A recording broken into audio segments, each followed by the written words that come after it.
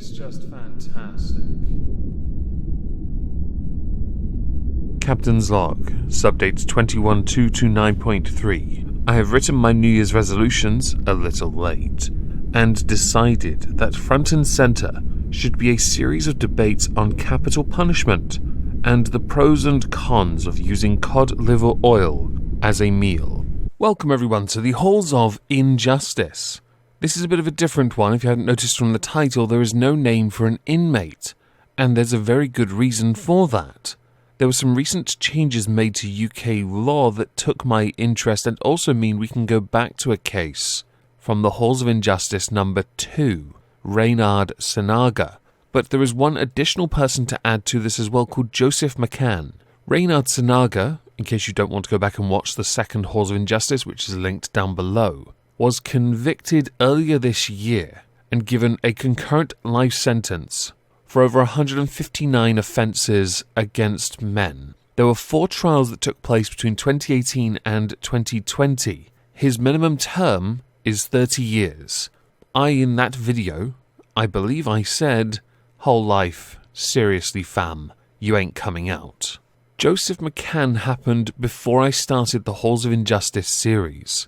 He committed a number of attacks in Hertfordshire, London, Greater Manchester and Cheshire against 11 strangers ranging in age from 11 years old to a 71-year-old woman. He spent a lot of time evading police and was eventually found after his, air quotes, support network failed him. He was convicted of 37 offences and given 33 life sentences, and ordered to serve 30 years before he can be considered for parole. Neither of these two gentlemen, in my mind, should be ever allowed outside of a prison cell or an ISO cube, but that is my opinion on what they have done, being prolific in what they have done to other people, and how they have shown a literal 0% of any remorse for what they did to all the people they harmed. I should now say, Reynard Sanaga was convicted of over 150 crimes, but it is believed there are 60 more people to find to add to the convictions, and they are still looking for those people, because understandably they want to ensure that justice has in fact been served. The reason these two men have been raised is because the Attorney General wasn't overly fond of the sentence they were given, and believed that 30 years was not good enough. I should now state, for those two men with those sentences to be released, they would be at least 65 and 67. And it should also be stated Reynard Sanaga was born in Indonesia. I think he should be sent back there the moment his term is completed if we're going to abide by the idea of not a whole life term. Do your time first, but make sure the Indonesian government's the one paying for it. That part could well be a very unpopular opinion. So the Attorney General issued an appeal and took this legally all the way to the High Court. And because of sheeple crowd control, this has been delayed for the better part of 11 months, as Reynard Sanaga was convicted and sentenced in January. Yes, this has not been an easy one, but it has yielded a result, which is why we are here today, to update the sentence of Reynard Sanaga and also sentence Joseph McCann, because seriously, you belong in one of my cubes. I got my sister some Lego for Christmas. One of those you'll be existing within. Maybe I should get someone to draw the ISO cubes as Lego blocks. Can someone get an artist to do that for me? The Attorney General's views on 30 years minimum was that those sentences were unduly lenient. And of course you base that on the vast number of people that have been negatively impacted by these two bozos. 5 senior judges at the High Court, which would include Lord Chief Justice Lord Burnett and the President of the Queen's Bench Division, Dame Victoria Sharp, presided over this appeal, and on Friday they published their judgment. I'm not entirely in favour of it, as it does raise some rather interesting questions about what we determine to be worthy of a whole life term. I personally think if you steal a pack of chewing gum, it should be a whole life term. And if you don't slap a police officer around the face, you should get a whole life term. But that's just me. Do I need my sarcasm signed for that? So in their judgment they said, "We are thus unable to accept the submission that 2 offenders should have received a whole life tariff," adding that in the collective experience of this court, the cases of McCann and Sanaga, albeit very different on their individual facts, come within the category of the most serious cases involving a campaign of GRAPE to have been tried in England and Wales. Obviously, they've omitted the case of Richard Huckle, what with him being deceased now. F for Paul Fitzgerald?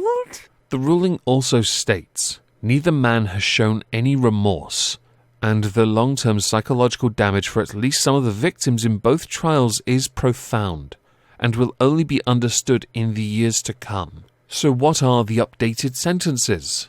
If at all, of course. They have ruled out whole life terms, but of course they are working under the premise that 30 years, then being 65 and 67, will not in and of itself become a whole life term. You can never truly rule it out. Natural causes is what I'm shooting for here. The updated sentences are as follows.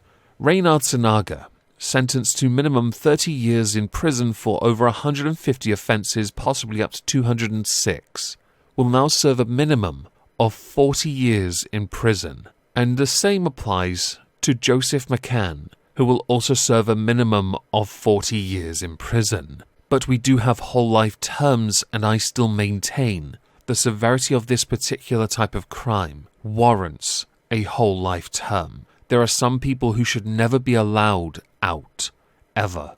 And I firmly believe Reynard Sanaga and Joseph McCann qualify. I have in the past had discussions with people about severity of sentence and whether that should impact privileges one has when in a prison. It is a difficult one to navigate. To means assess is tricky, which is why I support whole life term, and seriously, you don't get the Wi-Fi password. And no commissary either. You live on Nutraloaf for 40 years. Your taste buds are gonna be ruined. The sentence, to get back to the more serious aspect of this, endorses the line of authority that does not shut the door to a whole life tariff in a non-life-ending case. Examples included have boom devices being planted on commercial airliners that fail to boom, or interventions by the authorities that prevent an act of mass life ending.